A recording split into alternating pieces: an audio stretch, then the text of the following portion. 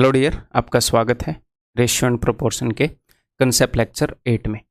जैसा कि मैंने आपको बताया था कि जो रेशियो एंड प्रोपोर्शन टॉपिक है उसके अंदर मैं आपको 4 चीज़ें कवर करवाने वाला हूँ। रेशियो यानी कि अनुपात, देन उसके बाद प्रोपोर्शन करवाऊँगा यानी कि समानुपात, और रेशियो के बीच में ही एक कंसेप्ट के अंदर मैं आपको प्रॉब्लम्स ऑन एजेस भी करवा दूंगा है। ये तीसरी चीज़ हो गई। और चौथी चीज़, इसी टॉपिक के अंदर मैं आपका जो वेरिएशन है वो भी कवर करवा दूंगा एक ही लेक्चर के अंदर। ये वो वाला लेक्चर है जहाँ पर हम वेरिएशन यानी कि क्रमानुपात करेंगे। जनरली आपको बुक्स के अंदर ये टॉपिक नहीं मिलता, एसएससी की बुक्स के अंदर, लेकिन ये टॉपिक जो है मेरे भाई सीडीएस में बहुत ही पहले से पूछा जा रहा है। और एसएससी ने 2017 में सीडीएस से क्वेश्चन उठाए थे ताबड़तोड़, जिसके बाद एकदम से वो टफ लगा था। वो क्वेश्चन नए नहीं थे, कहीं नई जगह से नहीं आए थे, वो सीडीएस से ही उन्होंने उठाए थे। ठीक है, मुझे इसलिए पता था बिकॉज मैं पहले सीडीएस का एग्जाम देता था। और मान लो सीडीएस तो यूपीएससी कंडक्ट करता है और 2017 में एसएससी का पेपर एसएससी कंडक्ट करता था, लेकिन आईसीएआर का पेपर जो कि टीसीएस कंडक्ट करता है उसके अंदर कई क्वेश्चंस पूछे गए थे वेरिएशन। रिसेंटली जो एग्जाम हुआ, तो आधे पौने घंटे का ये वीडियो रहेगा, उसके अंदर मैं आपको सारा कंसेप्ट बता दूंगा। बहुत ही स्वीट सा, बहुत ही क्यूट सा है। तो क्या सर हमें एसएससी के लिए करना चाहिए? डेफिनेटली करना चाहिए। ठीक है, क्वेश्चन इससे डेफिनेटली आ सकते हैं, डेफिनेटली अपनी रेंज के अंदर है। ठीक है, क्योंकि वेरिएशन का जो कंसेप्ट है बाकी कई जगह पर जहां पर ये यूज होता है वहां पर एसएससी वाले क्वेश्चन देते हैं। ठीक है, और ये हो सकता है अगले ही आपके एग्जाम में आ जाए, अगले में नहीं तो उससे अगले में पक्का आ जाएगा। क्यों? क्योंकि ये भी टीसीएस कंडक्ट कर रहा है और टीसीएस के खुद के क्वेश्चंस तो एसएससी, आईसीएआर, एनटीपीसी इनके घूमते रहते हैं आपस में। ठीक है, तो पेन नोटबुक ले आओ, इस कंसेप्ट को लिख लो, मैं आपको कंसेप्ट बता देता हूँ। बहुत ही सिंपल कंसेप्ट है, हम इसको एग्जाम्पल से समझेंगे। मान लो मैं हूं और आप हैं, हम दोनों को किसी ने ये बोल दिया कि भैया तुमने 1 घंटे के लिए बाइक चलानी है। मैं बाइक चला रहा हूं और आप बाइक चला रहे हैं, 1 घंटे के लिए हमने बाइक चलानी है। तो 1 घंटे के लिए बाइक चलाने का क्या मतलब है कि टाइम जो है वो फिक्स हो गया। ठीक है, हम ये देखना चाह रहे हैं कि कौन कितनी दूर आएगा जाएगा। तो जो स्पीड है, जो ज़्यादा स्पीड में चलाएगा वो ज़्यादा दूर चला जाएगा ना। मान लो मैं चल रहा हूँ 60 की स्पीड पे, आप चल रहे हो 100 की स्पीड पे, तो आप ज़्यादा दूर चले जाओगे। मैं चल रहा हूँ 50 की स्पीड पे, आप चल रहे हो 100 की स्पीड पे, आप दुगनी स्पीड पे चल रहे हो तो आप दुगनी दूर चले जाओगे, आप डबल डिस्टेंस ट्रेवल कर लोगे। तो यानी कि अगर टाइम फिक्स्ड है, टाइम कॉन्स्टेंट है तो जो भी डिस्टेंस ट्रेवल्ड होगा that will be directly proportional to speed. वो स्पीड के डायरेक्टली प्रोपोर्शनल होएगा। स्पीड जितने गुना बढ़ेगी डिस्टेंस उतने गुना बढ़ेगा। क्लियर है? इसी चीज को बोलते हैं वेरिएशन, कि जो डिस्टेंस है वो स्पीड के डायरेक्टली वेरी कर रहा है। स्पीड जितनी बढ़ेगी डिस्टेंस उतना ही बढ़ेगा। स्पीड 3 गुना हुई तो डिस्टेंस भी 3 गुना हो जाएगा। टाइम फिक्स है, तो हमने एक चीज को कांस्टेंट कर दिया। ठीक है, यानी कि अनुक्रमानुपाती है, अनुक्रम अनुपात में है। ये चीज जितनी बढ़ेगी ये चीज उतनी बढ़ेगी, ये चीज जितनी घटेगी ये चीज उतनी घटेगी। बेसिकली ये चीज जितने गुना होगी ये चीज उतनी गुना हो जाएगी। ठीक है, तो ये हो गई डायरेक्ट वेरिएशन। मैं आपको यहाँ पर जो चीज़ें समझाऊंगा ना, अगर वो उतनी क्लियर कट भी समझ में ना आए ना तो कोई दिक्कत नहीं है, क्योंकि क्वेश्चन आप इजीली सोल्व कर लोगे। हमारे एग्जाम में जिस टाइप के क्वेश्चन आते हैं, इसको सोल्व करने का बेस्ट मेथड अवेलेबल अपनी धरती पर है, वो मैं आपको बताऊंगा, मैंने खुद ही बनाया है। ठीक है, जितना भी समझ में आए मैक्सिमम उतना समझने की कोशिश करते रहो बस। ठीक है, ओके जी। तो मैंने डायरेक्ट वेरिएशन आपको बता दिया। एक होता है इनवर्स वेरिएशन, ये तो एक कंडीशन होगी। दूसरी कंडीशन ये मान लो कि हमारा डिस्टेंस फिक्स्ड है, हमारा डिस्टेंस फिक्स्ड है। मैं और आप एक कॉलेज में पढ़ते हैं और हम एक ही रूम पर रहते हैं, किराए पर रूम पर रहते हैं, हम एक ही कॉलेज में पढ़ते हैं।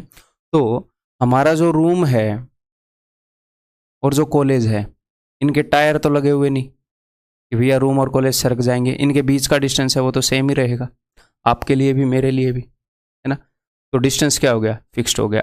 अब मैं और आप बाइक पे जा रहे हैं, तो अब हमारी स्पीड देखते हैं। मान लो आप डबल स्पीड पर जा रहे हो, आप मेरे से डबल स्पीड पर जा रहे हो, तो आपके और मेरे टाइम का क्या रिलेशन होएगा? अगर आप डबल स्पीड पर जा रहे हो तो आपका टाइम कम लगेगा, अगर आप मेरे से कम स्पीड पर जा रहे हो तो आपका टाइम ज़्यादा लगेगा। यानी कि स्पीड और टाइम एक दूसरे के इनवर्सली वेरी करते हैं, गिवन अगर डिस्टेंस फिक्स्ड हो तो। अगर डिस्टेंस फिक्स्ड हो तो स्पीड और टाइम एक दूसरे के इनवर्सली वेरी करेंगे। जो बंदा जितनी ज़्यादा स्पीड पर जाएगा उसको उतना ही कम टाइम लगेगा। क्लियर है? जो जितनी कम स्पीड में जाएगा उसको उतना ही ज़्यादा टाइम लगेगा। तो ये यानी कि इनवर्स वेरिएशन में है। वो डायरेक्ट वेरिएशन है, ये इनवर्स वेरिएशन है। डायरेक्ट वेरिएशन को हिंदी में कहते हैं मैं यहीं पर देख के बता देता हूँ, अनुक्रमानुपाती, और उसको बोलते हैं व्युत्क्रमानुपाती, इनवर्स को। क्लियर है? हिंदी वालों के लिए मैंने बता दिया। अब इस नॉलेज को हम अपने क्वेश्चंस को सॉल्व करने में कैसे यूज करेंगे वो मैं आपको बताता हूं। देखो, distance is directly proportional to speed. तो मैथमेटिकली हम इसको लिख सकते हैं डिस्टेंस इज इक्वल टू के इंटू स्पीड। आपने स्कूल में ये किया होगा, अगर याद है तो बहुत बढ़िया, नहीं याद है तो भाई भूल जाओ, आपको क्वेश्चन फिर भी सॉल्व करना आ जाएगा। ठीक है, तो अगर मैं इस s को नीचे ले आऊं, d upon S is equal to K, तो मैं यहां पर यह बताना चाह रहा हूं कि जब भी चीजें डायरेक्ट वेरिएशन में हो, तो उनका डिवीजन कांस्टेंट रहता है। जब भी डायरेक्ट वेरिएशन में हो तो उनका डिवीजन कांस्टेंट रहता है। यहां पर speed is inversely proportional to time, तो it mean speed is equal to के इंटू 1 टाइम। तो टाइम को अगर मैं ऊपर ले आऊं तो speed into time is equal to k. जब भी चीजें इनवर्स वेरिएशन में हो तो उनका प्रोडक्ट कांस्टेंट होता है। क्लियर है? ये चीजें अगर समझ में भी आ रही हैं तो भी ठीक, नहीं आ रही हैं तो 2-3 सवाल के अंदर आपको पता लग जाएगा मैं कहना क्या चाह रहा हूं, इसको हम कैसे यूज करेंगे। ठीक है, जब भी चीजें डायरेक्ट, अब इसको क्वेश्चन हम कैसे सोल्व करेंगे, हम कैसे फॉर्मूला बनाएंगे हमारे क्वेश्चन के लिए विद इन फ्यू सेकंड्स, हम कैसे बनाएंगे वो मैं आपको बताऊं। जब भी चीजें डायरेक्ट एक दूसरे से डायरेक्टली वेरी कर रही हो, उनको इस डंडे के ऑपोजिट लिखना भाई साहब। ये दोनों एक दूसरे के डायरेक्टली वेरी कर रहे हैं तो इनको, एक को डंडे के ऊपर लिखना है, दूसरे को नीचे लिखना है। जब भी चीजें इनवर्सली वेरी कर रहे हो उनको इकट्ठे लिखना है, उनको डंडे के एक तरफ लिखना है। देखो नीचे 1 है, डंडे के ऊपर ये है, उनको एक तरफ लिखना है जब चीजें इनवर्सली वेरी कर रही हो। ठीक है, तो यहां पर है क्या, यहां पर मामला ये है कि इस क्वेश्चन को, यहां पर गिवन क्या है, एक बार क्वेश्चन पढ़ लेते हैं। A varies directly as b and inversely as c. A जो है बी के डायरेक्टली वेरी करता है, यानी कि बी जितना बढ़ेगा उतना ही ए बढ़ेगा, एंड सी के इनवर्सली वेरी करता है। ठीक है जी।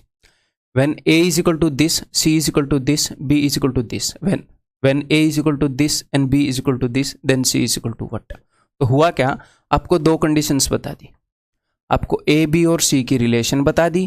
पहली कंडीशन के अंदर आपको सारी वैल्यूज दे दी, दूसरी कंडीशन के अंदर इसने क्या पूछा, C, उसने आपको 2 वैल्यूज दे दी और आपसे ये वैल्यू पूछ ली। क्लियर?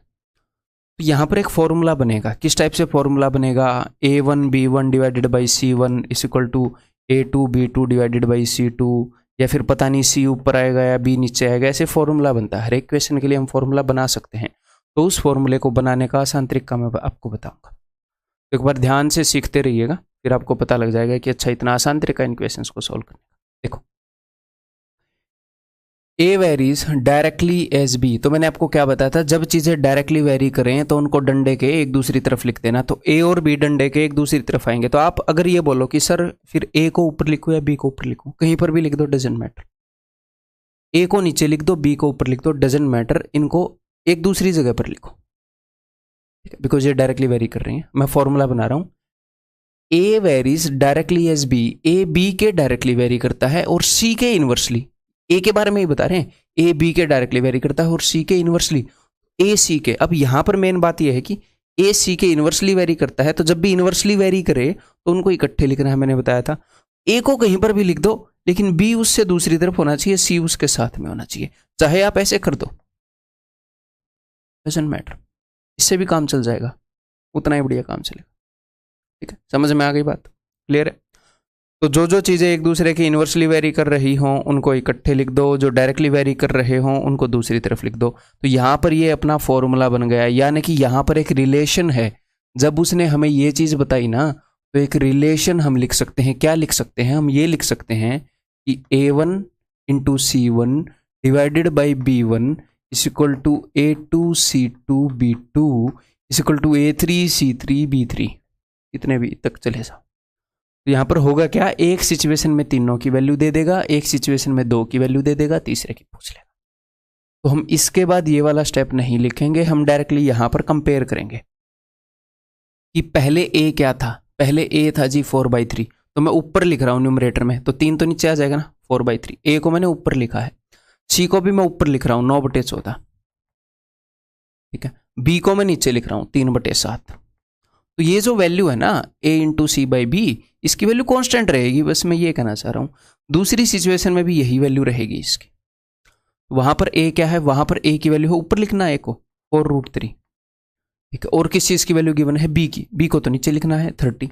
और किस चीज की वैल्यू गिवन है, निकालनी किसकी है, सी की, तो ऊपर सी को लिख दो, बस इस सी की वैल्यू निकालो, आपका उत्तर आ जाएगा। ये फास्टेस्ट वे है भैया, मोस्ट ईजीएस्ट है, याद रखने में भी आसान है, बिना झंझट वाला है, मतलब आपके भाई ने बनाया है और बहुत ही ज़्यादा एफिशिएंट है, हर एक वे में एफिशिएंट है। ऐसे ऐसे कई क्वेश्चन आए हैं, वो सारे मैं आपको करवाऊंगा, फिर ये याद भी हो जाएगा। तो फिर करें सोल्व। 3 3 9, ठीक है। 7 चौके 28 होता है, 14 दूनी 28, ठीक है जी। तो 2 दूनी 4, तो ये 2 से जाएगा 15 पर, √3 से जाएगा ये 5√3, तो सी की वैल्यू हो जाएगी 5√3। Answer will be option A, ठीक है। क्लियर है? अगर क्लियर ना भी हो टेंशन मत लो, और बतेरे क्वेश्चन है जो आपका इंतजार कर रहे हैं, क्लियर करा के छोड़ेंगे। ये बताओ, एक्चुअल एग्जाम का क्वेश्चन है, R varies directly as S and inversely as T. तो सीधा मैं फॉर्मूला बनाऊंगा कि R varies directly, R S के डायरेक्टली वेरी करता है, तो एस को दूसरी जगह लिख दूं, डायरेक्टली है तो भैया दूसरी जगह लिखना पड़ेगा, इनवर्सली है तो पास बिठाएंगे। R varies directly at s and inversely as T, तो आर टी के इनवर्सली वेरी कर रहा है, तो आर और टी को एक साइड पे लिख दो, बस ये बन गया फॉर्मूला। बस इन्हीं को कंपेयर करना है, दो सिचुएशन होंगी, आर और टी को दोनों में ऊपर लिखना है, एस को नीचे लिखना है, जो गायब है उसको हमने निकालना है। When R is equal to 2/3, तो आर ऊपर है 2/3, T is equal to 5/7, T भी ऊपर है 5/7, S is equal to 4/21, S नीचे है 4/21, बराबर है। दूसरी सिचुएशन में भी ऐसे ही लिख दो, तो मतलब कि फॉर्मूला लिखने की भी जरूरत नहीं है, R1T1 S1 equal to R2T2 S2 ऐसे लिखने की जरूरत नहीं है। फाइंड एस, यानी कि एस हमने निकालना है, एस कहाँ पर है भैया, नीचे है, तो नीचे मैंने एस लिख दिया। When R is equal to 3/4, R जो है 3/4 है, वो ऊपर हमने लिखनी है। टी इज इक्वल टू 1/9, वो भी हमने ऊपर लिखना है। बस खत्म, एस की वैल्यू निकाल लो, निकाल देते हैं फिर। 4 से 4 गया, इस 3 से 3 पर जाएगा, और ये 3 इसके साथ कट जाएगा, 7 ये 21, तो ये एस अगर उधर ऊपर जाएगा तो 5 से 15 दूनी 30, इधर आ जाएगा 1/30, एस की वैल्यू हो गई भाई साहब ऑप्शन डी 1/30, ठीक है। इतना ही सिंपल है, अगर हम चीज़ों को प्रैक्टिकली देख पाए तो इतना ही सिंपल है। इन क्वेश्चंस को करने के बहुत भयंकर भयंकर मेथड्स मिलेंगे आपको बुक्स के अंदर, किसी भी कोर्स के अंदर, कहीं पर भी। ये देखो, x varies directly as √y, x जो है वो √y के डायरेक्टली वेरी करता है, तो कोई दिक्कत नहीं है। अगर आपको लगे सर यहाँ पर तो रूट आ गया, टेंशन मत लो, जो भी आ गया, ये जो वैल्यू है ये इसके डायरेक्टली वेरी कर रही है, तो यानी कि लिखना इनको ऊपर नीचे है, एक दूसरे से अलग टीम में लिखना है, डायरेक्टली वेरी कर रहे हैं। और कोई वेरिएबल है, और कोई वेरिएबल नहीं है, तो कोई दिक्कत नहीं है। यही अपना फॉर्मूला बन गया, यही फॉर्मूला बन गया कि x1 √y1 is equal to x2 √y2, ठीक है। हमें ये लिखने की जरूरत नहीं है, हम यहीं से कर सकते हैं। तो पहले वाली सिचुएशन में y की वैल्यू क्या है, ये 20.25, तो वो नीचे आएगा और अंडर रूट में आएगा 20.25।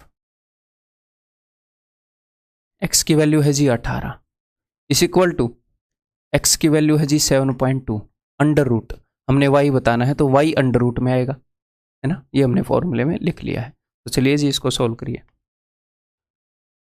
तो कैलकुलेशन वाले टॉपिक में मैंने आपको बताया है ये किस चीज़ का स्क्वायर है। ये देखो 4 5 20 5 5 25, ये 4.5 का स्क्वायर है, इसको सोल्व करोगे तो 4.5 आ जाएगा, ठीक है। क्लियर है? अगर मैं 18 से इसको काटूँ तो 18 जो के 72.4 आ जाएगा। अगर मैं √y को इधर लेकर आऊँ, √y इज इक्वल टू ये 0.4 है, यानी कि 4/10 है, ये 4.5 यानी कि ये ऊपर चला जाएगा 9/2 है। तो देखते हैं जी, 2 दूनी 4, 9 दूनी 18/10 यानी कि 1.8 है। √y की वैल्यू 1.8 है, तो y की वैल्यू क्या होगी, 18 का square 324, 3.24, that is option D, ठीक है। क्लियर है? अब अगला क्वेश्चन पक्का करोगे? पक्का करना है ये। गिवन y इज, ये CDS 2019 में पेपर 2 में पूछा गया था। Given y is inversely proportional to root x.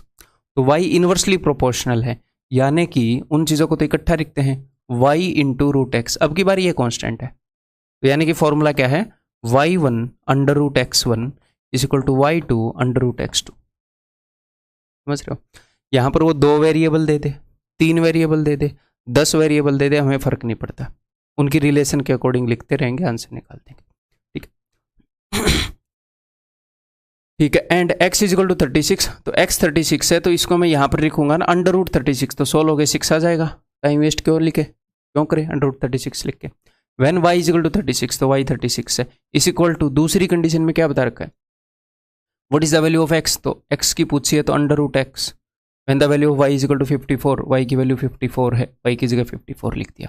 ठीक है, तो 6 नी में 54, 9 चौके 36, under root x is equal to 4, therefore x is equal to 16। 2 मत कर देना इसको, चलो ऑप्शन में नहीं है, नहीं तो कई बंदे ऐसी जगह पर ऐसी सिली मिस्टेक मारते हैं, ये अंडर रूट है, इसको उधर फेंक के मारते हैं, उधर भी अंडर रूट ही पहना देते हैं बेचारे को। ठीक है, क्लियर है? ये बताओ,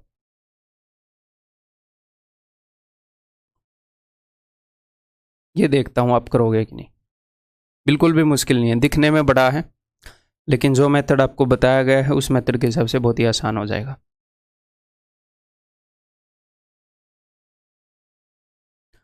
time period of a pendulum is directly proportional to the square root of the length of the string. जो टाइम पीरियड है वो डायरेक्टली प्रोपोर्शनल है, ठीक है, किसके, square root of the length of the string. तो टाइम पीरियड और जो भी स्ट्रिंग है, पेंडुलम होता है ना, ऐसे ऐसे पेंडुलम होता है, ये ऐसे ऊपर नीचे जाता है, ये फिजिक्स लैब में आपने देखा होगा। तो ये बोल रहे हैं इसका टाइम पीरियड क्या होता है एग्जैक्टली, अभी मुझे तो याद नहीं है टाइम पीरियड है, मतलब कितने डिस्टेंस के लिए होता है। इसका टाइम पीरियड होता है कि इसको एग्जैक्टली यहाँ से ऐसे जाकर वापिस यहीं पर आने में इतना टाइम लगता है, शायद उसको टाइम पीरियड बोलते हैं। मतलब वहाँ से जाकर वापिस आने में बोलते हैं या वहीं पर जाने में बोलते हैं, मोस्ट प्रोबेबली जाकर आने में बोलते हैं। बाकी ये फिजिक्स का कंसेप्ट है, टाइम पीरियड क्या होता है। तो टाइम पीरियड मैंने आपको बता दिया, ठीक है।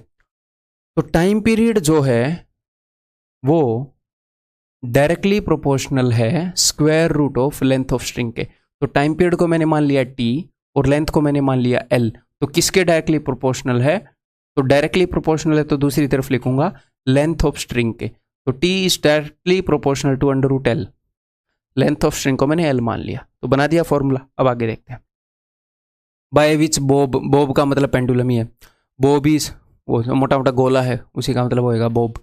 Bob is attach to a fix point and inversely proportional, और ये जो टाइम पीरियड है डायरेक्टली प्रोपोर्शनल है लेंथ के स्क्वायर रूट के, और इनवर्सली प्रोपोर्शनल है to the square root of gravitational constant g।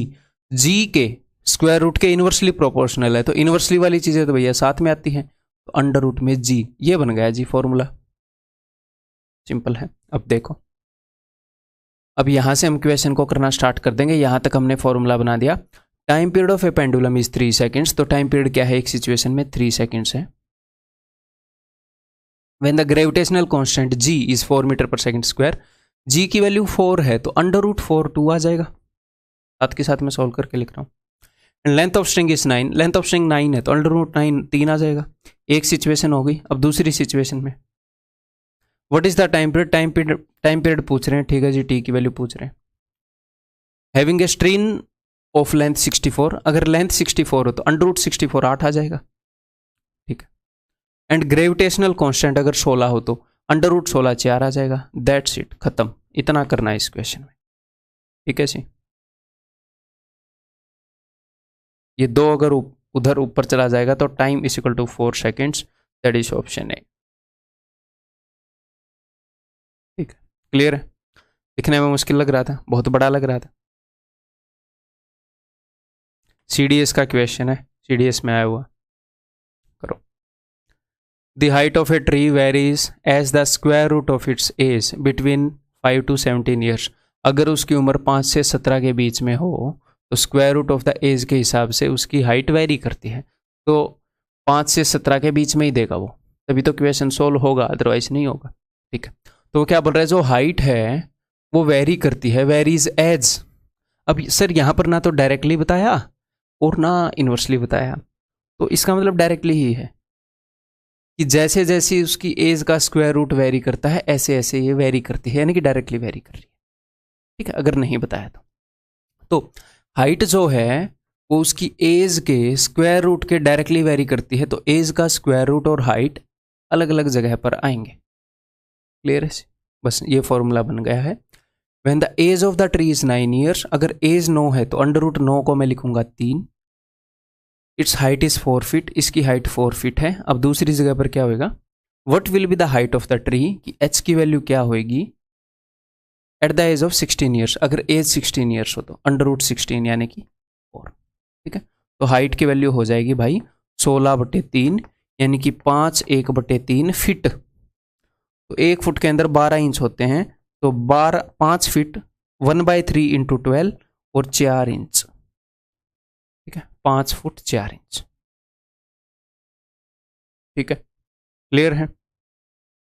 ये बताओ, दिखने में बहुत ही भयंकर पढ़ोगे तो हो सकता है आपको डर भी लगे, लेकिन इतने ही स्पीड से निपटा देंगे इस क्वेश्चन को जैसे पिछले क्वेश्चन निपटाए। आपको मेथड्स, बेस्ट मेथड्स मिल रहे हैं यहाँ पर हर एक चीज के। ठीक है, कहीं पर अवेलेबल ही नहीं है इन सारे मेथड्स का कॉम्बिनेशन। कोई मेथड कहीं पर हो, कोई मेथड कहीं पर हो, और कई मेथड है जो कहीं पर भी नहीं है, क्योंकि वो मैंने बनाए हो कहाँ पर कैसे होंगे। ठीक है,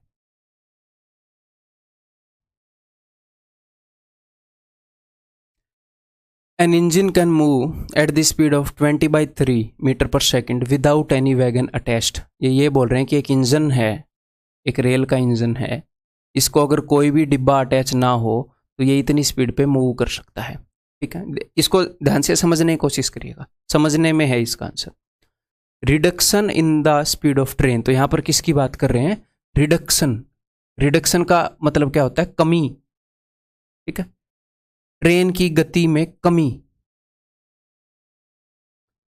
of the train is directly proportional to the square root of the number of wagons attached. यहां पर इस चीज को समझने की कोशिश करिएगा। यहां पर मैं आपको रिलेशन बताना चाह रहा हूं कि ये जो इस डिब्बे में जो चीज है और इस डिब्बे में जो चीज है ये डायरेक्टली प्रोपोर्शनल है।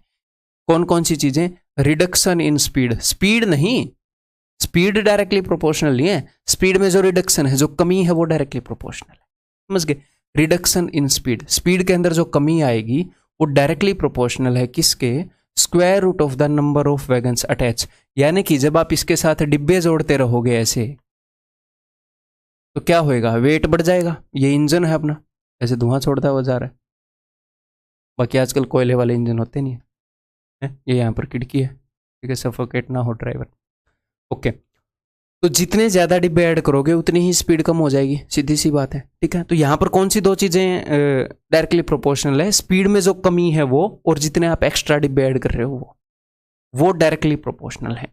यानी कि रिडक्शन इन स्पीड आर, और डायरेक्टली प्रोपोर्शनल किसके है, to the square root of the number of wagons attach, जितने वैगन्स आप अटैच कर रहे हो। स्पीड में कमी और जो एक्स्ट्रा वैगन आप अटैच कर रहे हो वो, ये चीजें डायरेक्टली, उसका अंडर रूट, ये चीजें डायरेक्टली प्रोपोर्शनल है। तो यहां पर थोड़ी सी जगह में इसका सॉल्यूशन हम कर सकते हैं। ठीक है, तो ये चीज समझ में आ गई। डायग्राम को मिटे दें, बिना डायग्राम के काम चला लोगे। तो reduction in speed is directly proportional to जो वैगन्स हम अटैच करेंगे वो। अब देखते हैं, अब ध्यान से सुनिएगा। When there is only 4 wagons attach, जब इसने 4 वैगन अटैच किए तो इतनी स्पीड थी। तो क्या मैं स्पीड देखना चाह रहा हूं या मैं रिडक्शन देखना चाह रहा हूं, मैं कमी देखना चाह रहा हूं, मैं कमी देखना चाह रहा हूं स्पीड में। स्पीड में कमी, पहले स्पीड कितनी थी, इसको अगर मैं ऊपर नीचे 3 से मल्टीप्लाई करूं तो ये हो जाएगा 60/9। ऊपर नीचे 3 से मल्टीप्लाई करूं बिकॉज यहां पर भी 9 है, तो पहले स्पीड 60/9 थी, अब स्पीड 50/9 है। कमी कितनी आ गई, 60/9 माइनस 50/9, 10/9। तो जो कमी आई है वो 10/9 की आई है। और वैगन कितने अटैच हुए हैं, जब वैगन अटैच हुए 4, तो यहां पर मैं क्या लिखूंगा, under root of 4, under root of 4 यानी कि 2 इज इक्वल टू।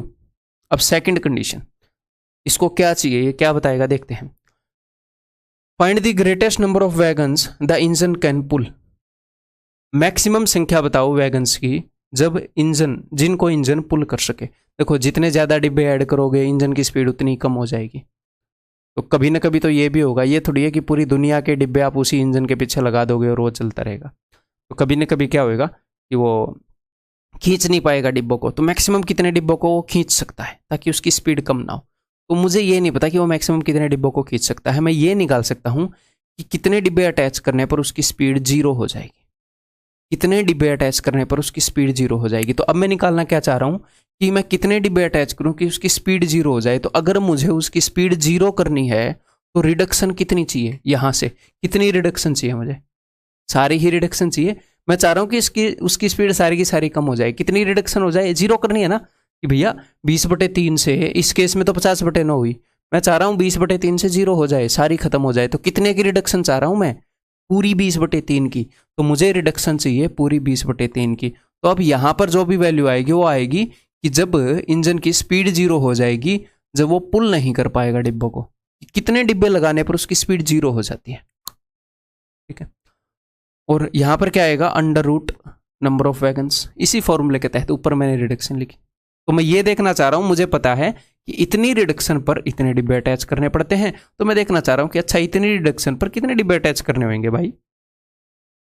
तो अभी पता कर लेते हैं।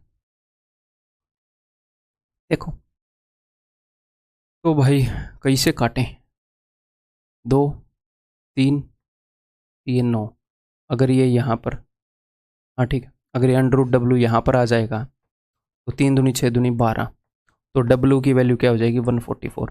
अगर आप 144 डिब्बे अटैच कर दोगे तो क्या होएगा, उसकी स्पीड 0 हो जाएगी। धीरे धीरे उसकी स्पीड कम होगी, आप जितने डिब्बे अटैच करोगे उसकी स्पीड कम होती जाएगी। जब आप 144th 144वां डिब्बा ऐड कर दोगे तो इंजन रुक जाएगा। तो मैक्सिमम कितने डिब्बे खींच सकता है, 144 तो नहीं खींच सकता। आप एक डिब्बे को हटा दो, वो कुछ मरी मरी स्पीड से तो चलेगा ही। 144 डिब्बों पर उसकी 0 हो रही है, 143 पर उसकी कुछ स्पीड थी, बेशक से कम हो। ये यही बोल रहे हैं कि कितनों को वो खींच सकता है, चाहे मरी मरी स्पीड पर खींचे। तो आंसर क्या होगा 144 - 1, बिकॉज 144 पर 0 होती है, हमें चलता हुआ इंजन चाहिए। तो 143 डिब्बों को वो मैक्सिमम खींच पाएगा। ठीक, क्लियर, ठीक है जी। अगर आपको ये लगे कि सर ठीक है समझ तो आ गया, फिर भी ये सवाल ऐसा लगा कि ऐसा कोई और मैं कर लूँ सवाल तो मज़ा आ जाए, तो लो आप बोलो, और मुझे ना पता हो करो। Speed of a steam engine is 21 km/h without any wagon. The decrease in speed, speed के अंदर जो डिक्रीज है, that is directly proportional to the cube root of the number of wagons attach. वो किसके डायरेक्टली प्रोपोर्शनल है, जितने भी wagon attach करोगे उसकी क्यूब रूट के। यानी कि the decrease in speed, speed के अंदर जो रिडक्शन है, जो डिक्रीज है, जो कमी है, वो डायरेक्टली प्रोपोर्शनल है। इस क्वेश्चन को रट के नहीं जाना कि अच्छा जो रिडक्शन है वो इसके प्रोपोर्शनल होती है फलाना डिमकाना। वो जो बोलेगा उसके अकॉर्डिंग एक्ट करना है। कभी वो स्क्वायर रूट बोलेगा, कभी स्क्वायर बोलेगा, कभी क्यूब रूट बोलेगा, उसकी मर्जी है। वो एग्जामिनर है, इस चीज़ की तनख्वाह लेता है क्वेश्चन बनाने की। ठीक है, is directly proportional to cube root of number of wagons attach. ये अपना फॉर्मूला हो गया। जो कमी है वो वैगन्स के क्यूब रूट के डायरेक्टली प्रोपोर्शनल है। अगर 27 वैगन अटैच हुए तो उसने नंबर ऑफ वैगन अटैच बता दिया, तो 27 का क्यूब रूट क्या आएगा जी, 3 आएगा। तो reduction speed becomes 12, speed 12 become हो जाती है, यानी कि हो जाती है। कमी कितने की आई, 21 से 12 हो गई, तो कमी आ गई भैया 9 की। तो 9 की कमी आ गई जी, इस इक्वल टू। अब ये बोल रहा है find the maximum number of wagons that can be attached with the engine so that engine can still move, ताकि इंजन मूव हो सके। तो अब मैं देखूंगा कि कितने डिब्बे अटैच करूँ कि स्पीड 0 हो जाए, यानी कि रिडक्शन जो है वो पूरी 21 की हो जाए। 21 स्पीड कम हो जाए, कितनी कम हो जाए, 21, 0 हो जाए। तो रिडक्शन मैंने ले ली 21, और यहाँ पर आ गया number of wagons cube root. तो 3 3 9, 3 7 21, cube root of number of wagons चाहिए 7, नंबर ऑफ वैगन चाहिए 343। तो स्पीड 0 हो जाएगी भाई, इंजन मूव नहीं कर पाएगा इतने डिब्बे अटैच करते ही। ठीक है, तो जब आप 342 डिब्बे अटैच करोगे, इससे एक कम, तो क्या होगा, इंजन बहुत ही मंदी मंदी स्पीड पर चलता रहेगा। ठीक है, क्लियर, ये बताओ। बहुत ही इजी क्वेश्चन है, सीडीएस में आया हुआ क्वेश्चन है। The cost of a diamond varies directly as the square of its weight. जो डायमंड की कॉस्ट है वो इसके वेट के स्क्वायर में वेरी करती है, ठीक है। इसके वेट का स्क्वायर जिस हिसाब से होएगा उतने ही इसकी कॉस्ट होगी, ठीक। अब की बार यहाँ पर फॉर्मूला नहीं बनाना है, अलग तरह का क्वेश्चन है, ठीक है। A diamond broke into 4 pieces with the weights in the ratio of this. तो एक डायमंड था, वो गिर के टूट गया, 4 टुकड़ों में टूट गया। If the loss in the total value of the diamond, तो क्या हुआ, डायमंड की टोटल वैल्यू में लॉस हो गया। आपको लगा सर लॉस क्यों हो गया, डायमंड है तो उतने का ही, इसलिए लॉस हो गया क्योंकि उसकी जो कॉस्ट है वो डायरेक्टली वेरी कर रही है स्क्वायर ऑफ इट्स वेट के, ठीक है। इसको फॉर्मूले से करने को इसमें यहाँ पर कॉन्स्टेंट नहीं है ना, यहाँ पर वो लॉस हो गया, तो किसी तरह मैं फिट तो बिठा दूँ, लेकिन वैसे करना वाइज नहीं रहेगा। तो जैसे करना वाइज रहेगा वैसे मैं आपको समझा रहा हूँ। तो यहाँ पर जो 4 टुकड़े हैं उनके वेट का क्या रेशियो है, 1:2:3:4, चाहे ग्राम में हो किलो में हो। तो टोटल वेट कितना था उसका डायमंड का, 4 और 3 7 और 2 9 और 1 10। तो पहले डायमंड का जो टोटल वेट था वो था 10 यूनिट। तो उसकी कॉस्ट क्या थी, इसके वेट के स्क्वायर के हिसाब से वेरी करती है। तो इसकी जो कॉस्ट है वो मैंने 100 यूनिट मान ली। उसका वेट 10 था तो उसकी कॉस्ट कितनी थी, 100 यूनिट। उसके स्क्वायर के हिसाब से वेरी करती है। यहाँ पर 4 टुकड़े हैं तो चारों टुकड़ों की कॉस्ट देखते हैं। इसकी कॉस्ट कितनी आएगी जी, इसके वेट के स्क्वायर के हिसाब से वेरी करती है। तो 1 का स्क्वायर 1, इस टुकड़े की कॉस्ट 1, इस टुकड़े की कॉस्ट 2 का स्क्वायर 4, इस टुकड़े की कॉस्ट 9, इस टुकड़े की कॉस्ट 16। तो ये देखो, ये इनका वेट है ना, वेट हालांकि टोटल इन सब का सेम है। तो अब देखना आप इनको कैसे नुकसान होएगा, क्योंकि इनके वेट के स्क्वायर के हिसाब से वेरी करती है। कोई गड़बड़ हमने की नहीं, सारे सभी का स्क्वायर क्या है, 16 और 4 20, 9 और 1 10, तो 20 और 10 30। तो टोटल 30 यूनिट हो गई जी इन सारे टुकड़ों की कीमत मिला के। जब डायमंड इकट्ठा था, जितना बड़ा हीरा है उतना ही बेस कीमती होता है, ठीक है। जब डायमंड बड़ा था तो उसकी कीमत 100 यूनिट थी, अब 30 यूनिट है। तो कितनी कम हो गई जी, 70 यूनिट कम हो गई। और ये भाई साहब क्या बोल रहे हैं, ये बोल रहे हैं कि 70,000 कम हो गई। तो हमने जो सिचुएशन क्रिएट की है उससे 1000 गुना है इनकी सिचुएशन, ठीक है। तो एक्चुअल में प्राइस क्या था, 100 यूनिट था, यानी कि 100,000 यानी कि 1 लाख रुपए, ठीक है। क्लियर है, बहुत ही आसान क्वेश्चन। इसको थोड़ा सा एक स्टेज आगे मैं लेकर जाना चाहूँगा। ये बताओ अब, बिकॉज आप उसको समझ गए हैं अच्छे से, इस टाइप से वो क्वेश्चंस होंगे। एक स्टेप आगे मैं ले आया हूँ। The cost of a diamond varies directly with square of its weight. Diamond is broken into 3 parts whose weight are in this ratio. 3 टुकड़ों में टूट गया। अब इसके बाद इमेजिनरी सिचुएशन स्टार्ट हो रही है। If diamond had been broken, देखो सबसे पहली बात तो डायमंड को यहाँ पर भी लॉस हुआ होगा, है ना। जैसे ही डायमंड टूटेगा, आपने पिछले क्वेश्चन में देखा, उसको लॉस होगा। उसको कितना लॉस होगा ये डिपेंड करता है कि वो किस रेशियो में टूट गया है, ठीक है। If the diamond had been broken into 3 parts whose weight are in this ratio, अगर डायमंड उन 3 टुकड़ों में टूटता जिनके वेट का रेशियो ये है, then there would have been a profit of this much rupees. यानी कि लॉस तो यहाँ पर भी हुआ है पहले के कंपैरिजन में, यहाँ पर भी लॉस हुआ है, यहाँ पर भी लॉस हुआ है, लेकिन यहाँ पर पहले वाली कंडीशन के कंपैरिजन में थोड़ा सा फायदा होना था, इतने रुपए का फायदा होना था। यहाँ पर रेट ज़्यादा है, ठीक है। तो सबसे पहले हम क्या करेंगे बताओ, सबसे पहले इनके वेट को सेम नहीं करेंगे क्या, क्योंकि सेम डायमंड है जो ऐसे यहाँ पर इस रेशियो में टूटा है और सेम डायमंड है जो इस रेशियो में टूटा है। यहाँ पर रेशियो के हिसाब से अगर मैं देखूँ, 5 और 4 9 और 3 12 यूनिट वेट है टोटल डायमंड का, और यहाँ पर 9 और 2 11 और 5 16 है। तो क्यों ना मैं ऊपर वालों को 4 गुना कर दूँ, 12 चौके 48, और नीचे वालों को 3 गुना कर दूँ, 16 3 48, ताकि डायमंड का वेट तो सेम हो कम से कम। पहले डायमंड का वेट तो सेम करना पड़ेगा, सेम ही डायमंड ऐसे टूटा है ना, कि अगर वही डायमंड ऐसे टूटता तो ऐसे होता, तो पहले वेट सेम करना पड़ेगा। तो ऊपर वाले रेशियोज को मैं 4 गुना कर रहा हूँ, 4 3 12, 4 चौके 16, 4 5 20, नीचे वाले को 3 गुना कर रहा हूँ, 3 9 27, 3 5 15, 3 दूनी 6। अब आप क्या कर सकते हो, अब आप इनको आपस में यूज कर सकते हो कैसे भी, अब कोई दिक्कत नहीं है। हमने टोटल वेट सेम कर लिया, और टोटल वेट कितना हमने कर लिया है, टोटल वेट हमने कर लिया है जी इन सब का सम 48, अभी अभी किया है 48 यूनिट। तो पहले कॉस्ट कितनी थी, पहले जो कॉस्ट थी वो थी 48 का स्क्वायर, क्लियर है। पहले जो कॉस्ट थी वो थी 48 का स्क्वायर। यहां पर जो कॉस्ट रही होगी, यहां पर कितनी कॉस्ट रही होगी, 12 का स्क्वायर 144, 16 का स्क्वायर 256, 20 का स्क्वायर 400, तो 256 और 144 300 400 800।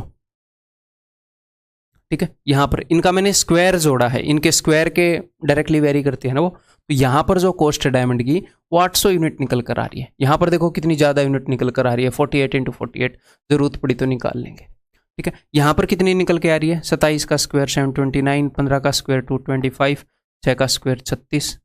ठीक है जी, 9 और 15 और 5 20, 2 3 और 2 5 2 7 और 2 9, 7 और 2 11, 1190 यहाँ पर कॉस्ट निकल कर आ रही है। तो इनमें फ़र्क कितने का है भाई, इन दोनों में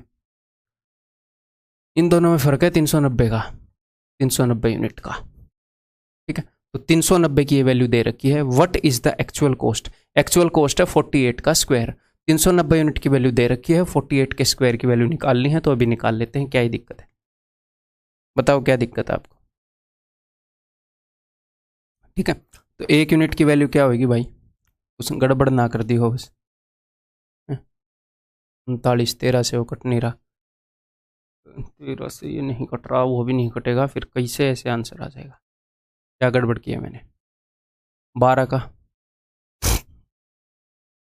एक बार फिर देख लेते हैं, 12 का स्क्वायर 144 का 256, 300 और एक 400 और 400 800, ये तो ठीक है ओके। 27 का स्क्वायर 729, 15 का 225, 3 से गुना किया 3 में 27, 3 5 15, 3 दूनी 6, हाँ ये भी ठीक है। उसको 4 से किया, 4 5 20, 4 चौके 16, 4 3 12, ठीक है। और ये 36, 6 और 5 11 और 9 20, 2 7 और 2 9, 7 और 2 9, 990। क्या हो गया था तब मेरे को, कभी कभी मात्रा आ जाती है मेरे में।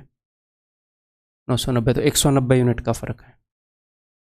चलिए, आपको पहले ही कैसे पता चला, क्योंकि ये 390 था, मुझे पता है ये 13 का मल्टीपल है, तो मैं कह यार ना तो 13 से ये कट रहा है और 48 का स्क्वायर तो कटेगा क्यों, मैं कहीं ना कहीं तो गड़बड़ है उत्तर पॉइंट में, है नहीं। समझ गए, नहीं भी समझे तो भी चलेगा, आपको तो कैलकुलेशन ठीक ही करनी है एग्जाम में। ठीक है, तो 190 यूनिट की वैल्यू ये है, तो 1 यूनिट की वैल्यू क्या हो जाएगी, 1 यूनिट की वैल्यू हो जाएगी जी डिवाइडेड बाई 190, और मुझे निकालनी है 48 × 48। सर 48 का स्क्वायर इजीली नहीं हो सकता, क्या इजीली हो सकता है, मैंने आपको बताया 50 से 2 कम है तो 2 का स्क्वायर, और 25 में से 2 घटा दो, मैं करना नहीं चाहता। ठीक है, अब ये देखो 19 8 152, अच्छा अब करना पड़ेगा क्या, 8 8 64, 4 8 32, एंड में 2 आएगा और 2 0 आएंगे, ये रहा ऑप्शन डी। करना ही नहीं है कैलकुलेट करने की जरूरत नहीं है। ठीक है, ये बताओ लास्ट क्वेश्चन है इस लेक्चर का।